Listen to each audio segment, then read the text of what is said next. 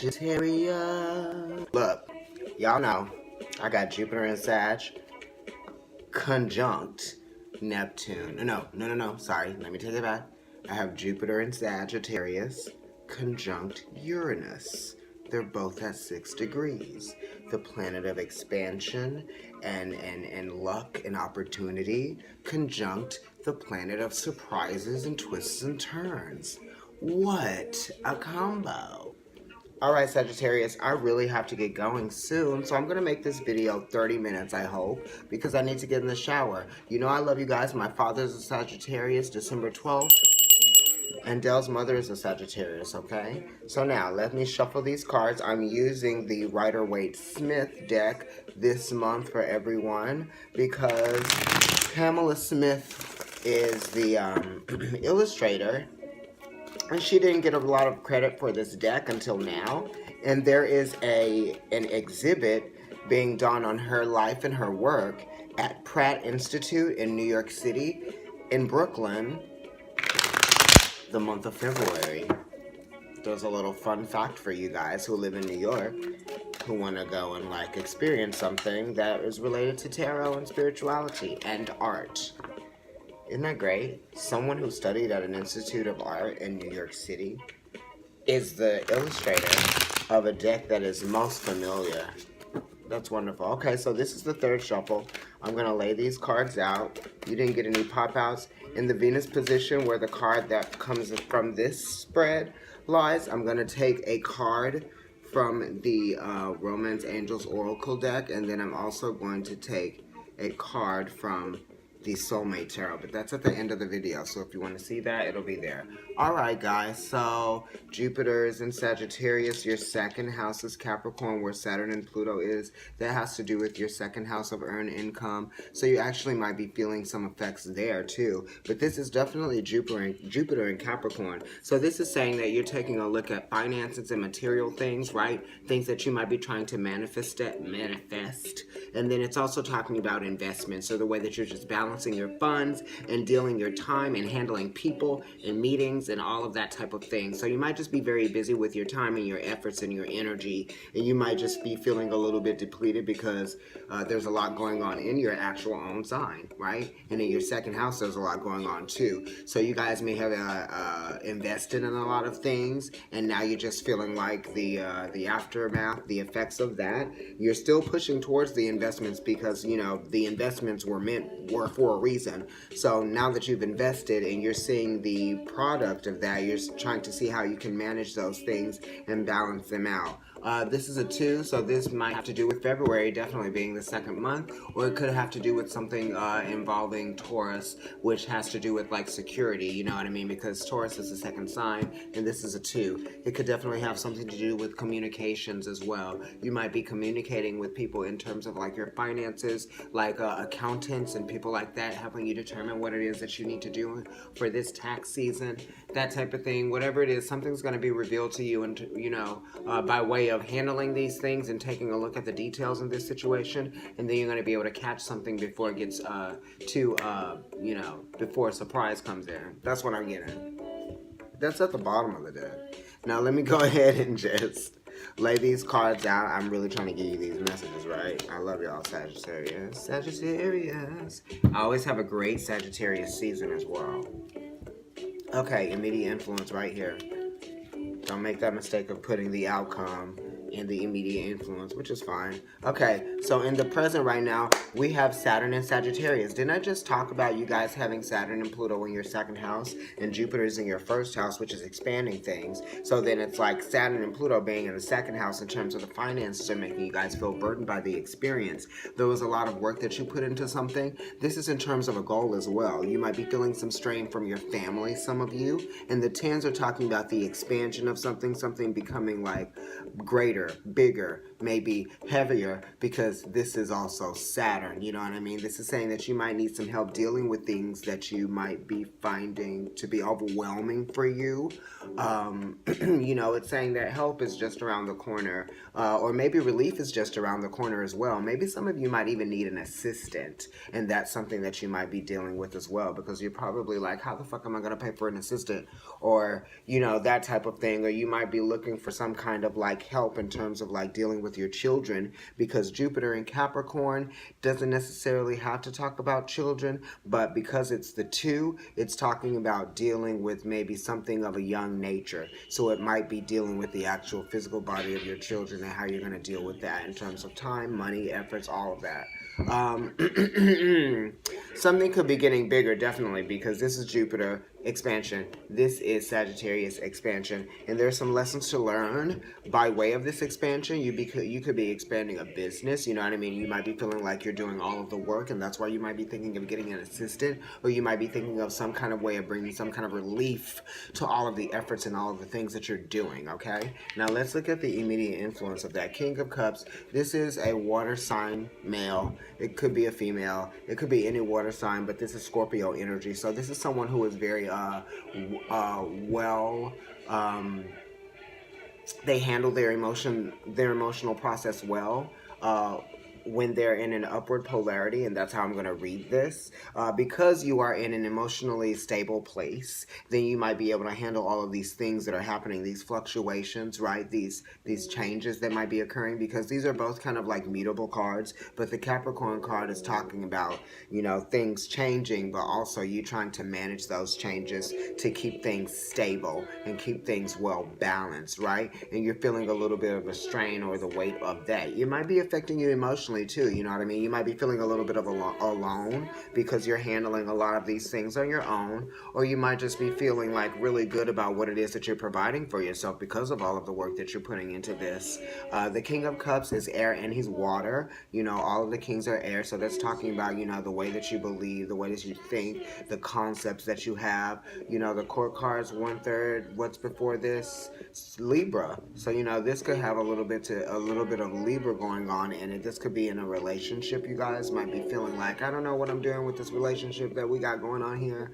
And then you might just be feeling burdened by having to like put some time and some effort and some energy into the relationships, and you might just be wanting to focus on you a little bit more, that type of thing.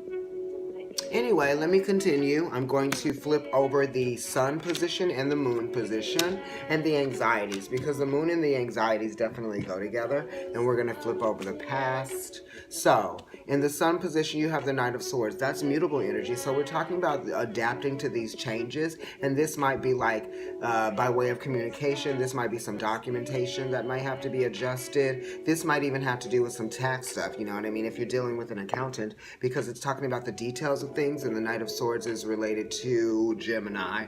That might have to do with numbers and things like that, adjustments, things that are making, because that's adapting to changes and things like that. This might be, you know, you being very like reluctant to get these details ironed out. Just make sure that you don't become too reactive, because you're intimidated by the process and the energy that it takes, because the Knight of Swords, they are fire. All the knights are fire, so that's talking about energy, and the Knight of Swords is air, so it's talking about feeding air into that fire and creating more energy. So just keep yourself a little bit calmer, okay? You don't want to get too crazy. All right, I don't know what I just heard, but something was happening. So we're just going to keep it on the side here. So the Chariot card is in your moon position, and that is really great, because that is like Cancer moon, you know what I mean? This Chariot card rules Cancer, and it's in the moon position, and that's where it wants to be. And that's what I was talking about. You're thinking, you're feeling very emotionally stable. You've come through this emotional evolution, and although it's been very challenging, you are still getting the benefit out of that. You're getting the wisdom out of this experience. You're committed to a choice and a decision that you made, and you're moving forward with that. And that's really wonderful. And I'm just kind of like I have a smile on my face now, because I'm looking at the Eight of Wands here in the past position, recent past. So this is also your card. This is Mercury and Sagittarius. This is talking about information coming in fast, yes. But then it's also talking about getting to a goal. Yeah, Mercury is a planet of communication, but it's also a planet of details. It's also a planet of what are we talking about? What are we talking about? What are we talking about here? Anyway, Sagittarius, long distance travel. Some of you might be thinking about that. Some of you might be actually moving forward. This might be with a vehicle. This might be something with a car or something like that. You may have had some dealings with something in the past, or maybe on a trip that you went in the past. Something like that. This could be more news coming in terms of like what it is that you're handling, and with this Two of Pentacles here. It's an 8, so it does have to do with some vulnerabilities within making these choices when these opportunities come in very fast. You might be getting some deals that you weren't really expecting, or there might be some plans that come in, or some opportunities to make some plans that might have to do with distance or going the distance with something. It might have to do with something time related, because you do have Jupiter and Capricorn here, and this is Mercury and Sagittarius, and those are both related to each other. Anyway, this 8 here could have something to do with August, or it could have something to do with a Scorpio. So you might be dealing with a Leo or Scorpio in terms of, this card. Or you may have been. Because it's fixed. And when I think of 8, it has something to do with fixed energy. I just get that. I don't know why. But all the 8s are mutable, of course. We know that. Anyway, I digress. Let's go to your anxieties, which are related to your moon. So in your anxieties, you have anxieties within the commitments that you have probably made, or the commitments that people have probably made verbally, because it's a 5 and it's swords, and those are talking about communications and ideas and thoughts, right? And the 5 is talking about institutions, maybe commitments. It could be dealing with respect. Maybe you feel disrespected because some people weren't able to commit in the way that they verbally agreed to with something, and then it's like you're probably going to have to take the reins and move forward, and it's almost like this is a learning process for you. You're learning because Saturn is definitely here. Saturn is definitely here in the reading, and your immediate influence at Saturn and Sagittarius for you. So you're taking the reins and you're moving forward because you know that you have to be committed to making the choice to keep things moving, right? Regardless as to whether someone came through or not. You know what I mean? Lip service, that type of thing. And it could have been that you may have even gotten into a little bit of an argument or an altercation, a disagreement, if you will. That type of thing. Some of you might have even not. It could have just been passive aggressive, but you guys are very aware of the passive aggressive energy that's coming in, right? Because you're listening to your inner ear, which the 5s are related to that type of energy as well. That thing that is there that's kind of like hanging around and you're like, why are you even here? You know what I mean? And it's trying to get your attention. All right, so let me look at your Mars position. You got Mars in Gemini here, so you're worried about something. You might be worried about some kids, some of you. You might just be aware of your thoughts and getting a little bit overwhelmed by things. You might be putting some aggression into the way that you've been communicating. You may have been communicating quite rough with some people, and you may be feeling a little bit guilt-ridden because of that, because, you kind of maybe lashed out at somebody, and it was just because of the passive-aggressive energy that you were feeling, and, you had to kind of like forget about whatever it was that you were affected with emotionally, because this kind of was a situation that called for more logic rather than emotion. Even though you were still emotionally affected by it, you had to make a choice because he's more logic as well. You know what I mean? There's nothing really emotional about this night. Hey, and that's in your sun position, so that's what you're identifying with. You know what I mean? I wore red for you guys, or something, burnt orange, and I got this. Yeah, so that's what I'm getting. Also, it's talking about going into the details and ironing some things out. You guys might experience some surprise or something, that may kind of like upset you or make you angry by way of somebody there's some detail oversight. So just beware of that. The passive aggressive energy between whoever you and another person or whatever it is that you are dealing with might cause you to miss some important details because you're putting so much energy and focus into what's going wrong here, and you're not seeing what you can make right, okay? And it might slip through your fingers like air. Anyway, that was kind of intense, but I didn't mean it to be that intense. Yes, I was talking about the fights. I mentioned them. Commitments, respect. That's the thing. Here's the advice. Because this is a Venus position, and the Venus position is what you can do to kind of like make it better, what you can do to bring more harmony into it, or focus on, like bringing just more balance into it. All right. So the Hierophant is ruled by Taurus, and that's Venus. The Hierophant is talking about belief systems as well and what you believe in, and you definitely understand that because you're a Sagittarius. I used to think that this card was related to Sagittarius, but it's Taurus. Um, it does have to do with respect, and it has to do with respecting someone's advice and someone's mentorship.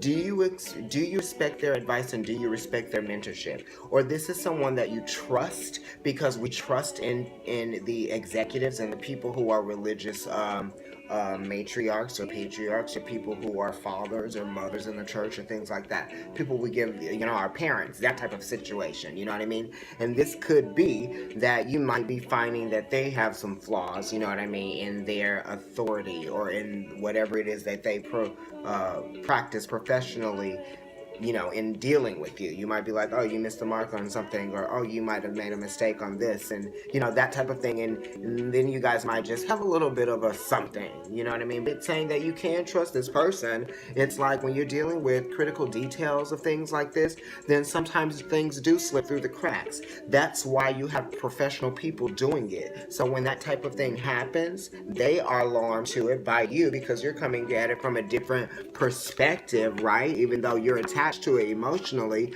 you do have to detach from that emotional experience so you can really look at what really is going on and the details, right? Without being too emotionally driven by the experience, right? Because when we're thinking about money and details and stuff like that, then, emotions, they get involved, but you have to just take them out. I know, that's how you feel. Sagittarius. Okay, thanks for liking the video. This is like the first like that I've gotten in so long. I've been begging people for likes. Okay, and that's not something that I do. Whoa. Sag. You got these Gemini cards here, so you're experiencing opposition, but you got some good stuff going on in the future. So, now it's time to reach your future cards, and let me go ahead and shuffle the deck while I do that, so that I can put something here for that Hierophant position, because that's the Venus position, and that's where this Romance Angels Oracle card is going to go. And then I'm going to pull a Soulmate card. So, at the top of the reading, in the Ascendant position, you have another 8, which is talking about vulnerabilities to your thoughts and your mind, right? Feeling guilty about something, and I was thinking that too from the Mars position, because you may have said something, you may have latched out, or you may have really gone in about the details of something to someone, you know what I mean? It was very reactive. Because that Gemini energy kind of just like does things, and it can be a little bit reckless sometimes. And you might just be experiencing the aftermath of that, because, Mars destroys things, and then he also is talking about dealing with the after effects, right? Because for every action, there's a reaction, or there's a response. For every call, there's a response. So this is you committed to like just figuring out what it is that's gone wrong here, and you coming out of it realizing that, no one is really at fault. It's just stuff that happens when you're dealing with stuff like this. You know what I mean? Yeah. Definitely could be some things with like, just so you might feel like a little bit deceived, or you might just feel like some resentment, because these 8s here remind me of the 8th house energy. I'm just thinking of that. The 8th house is Scorpio, which is, your 12th house, really, that's blockages. So these might be some things that you might be experiencing that are blockages within your, just your ether. You're not blocked, your channels are blocked from understanding this probably. But then it's talking about waiting, you know what I mean? It's saying you're committed to receiving more information so that you can come out of this stronger, you know what I mean? And I understand that, because you are committed. You definitely are to the experience and learning. Yeah, that Sagittarius is into that.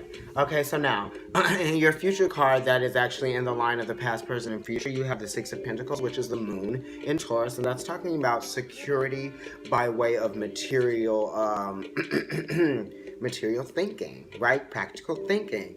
What makes me feel secure? I have boundaries. I have healthy boundaries. I can provide for myself. I know that I'm saving money. I know that I have friends that are there when I need them, that type of thing. You're going to be all right. And then this is also talking about, the finance issue, because it's the second house of earned income, right? Taurus rules that. And then we're talking about your second house of earned income, which is Scorpio, which is opposite Taurus, which I was just talking about Scorpio, and I don't know why, but I brought it up anyway. So your sixth, what's in your sixth house? What's their sixth house? Sixth house. Sagittarius. Sixth house is Taurus, right? Yeah. Oh my God. So it has to do with like routine. Yeah. It has to do with like some routine things.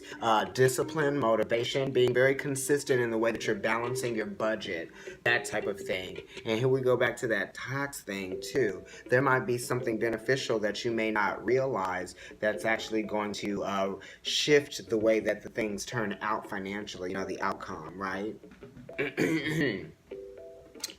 Why am I thinking congruent? Something is congruent. That's like, I don't even do math like that. I read birth charts, but I do trines and squares and sextiles, but I don't do all that other congruencies. Anyway, and this is wonderful because, see, look, bam, there you go, in the future. And then the outcome, energy moving forward, is the Ace of Pentacles. So this is an offering. This is actually getting something that you feel like, wow, I do deserve this. Or you may be just feeling like it's a gift from the universe because, like I said, there might be a surprise that balances things out and you may get a little bit more than you thought you would. So now I don't even think I'm going to cut this deck. I'm just going, oh, wow.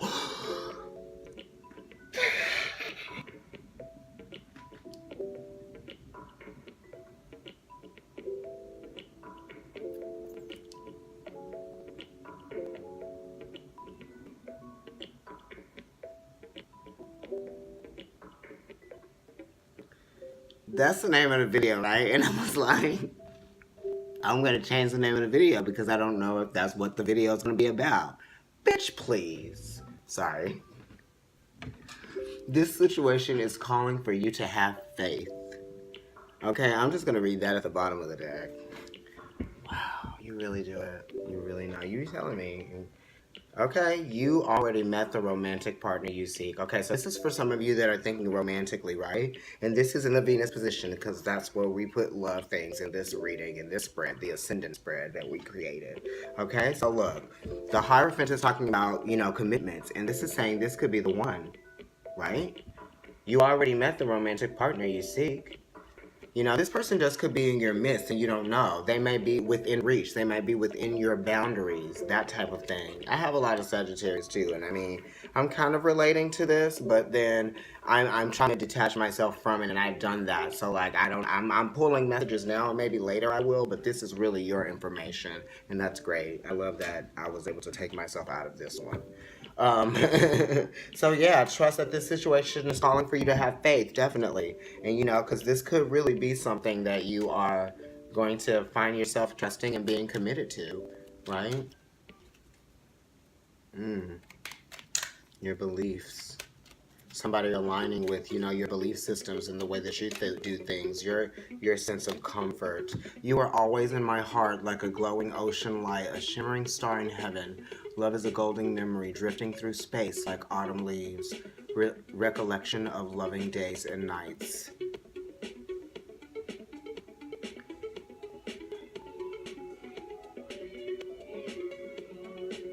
Okay, see? Love is a golden memory.